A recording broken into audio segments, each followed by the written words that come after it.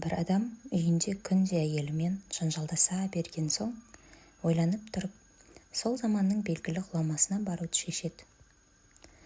Ғұламаның алдына келіп, «Хазірет, үйімде тыныштық болмай кетті.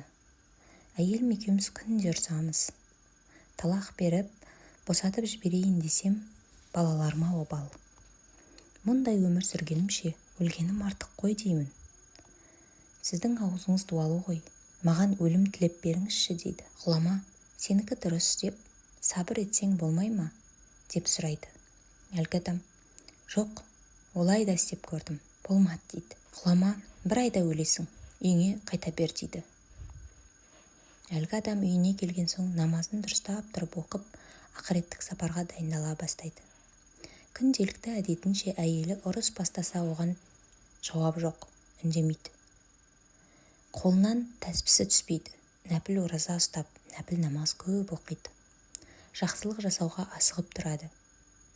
Әйелі, «Әй, мынау шынымен-ақ өзгерген екен» деп ұрсуды да доғарады. Үй ішінде тыныштық, береке орнайды. 30-шы күн болғанда әлгі адам кебін дайындап, жайнамазын жайып, намазын оқып, өлім періштесін күтіп отырады. Ол күні келмеген соң, «Мен барған күн саналмаған шығар» деп ертеңін күтеді. Ертеңінде де бәрі тып-тыныш. Әлгі адам, «Кейде ай 31-нен бітеді. Сол 31 күні аманатымды тапсырармын» деп ойлайды. 32, 33 күн болады. Әлгі адам, «Осы айда садақа берген болатынмын, сол үшін созылған шығар» дейді. 34-35 күн өткен соң, шыдай алмай ғұламаның алдына барады. «Хазірет, бүгін 36 күн болды. Әлі өлген жоқпын. Мұнысы қалай?» деп сұрайды. Ғұлама, «Бауырым, үйіңдегі ахуал қалай?» дейді.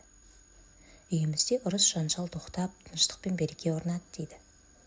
Ғұлама, «Оның мәнісін білесің бе? Пайғамбарымыз саллаллаху алейхи уассалам өлмей тұрып өліңдер деп бұйырған, яғни ақыреттік амалдарыңды дұрыстаңдар» дейді. «Сен өлмей тұрып өле білдің, әйелің тірі, сен өлісің, араларыңда қайдан дау болсын» деп жауап береді. Әлгі адам, «Ал сіз бір айда өлесің деп едіңіз, ол қалай болды?» деп сұрайды. Ғұлама, «Адамның қашан өлетінін Алла ғана біледі.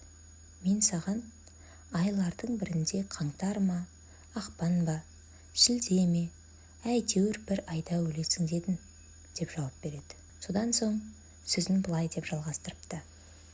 «Бауырым, адам баласы өз үйінде ақыреттік және дүниелік істерін тең ұстаса, тыныштық пен береке, бірлікте, бақытты өмір сүретін болады. Ал үйінде күнде ұрыс жанжал болса, ол үйден бақ береке қашады.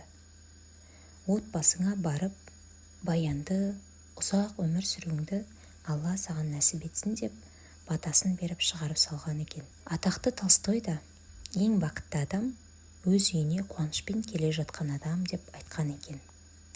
Алла тағала баршамыздың отбасымызға бақ, береке, тыныштық берсін.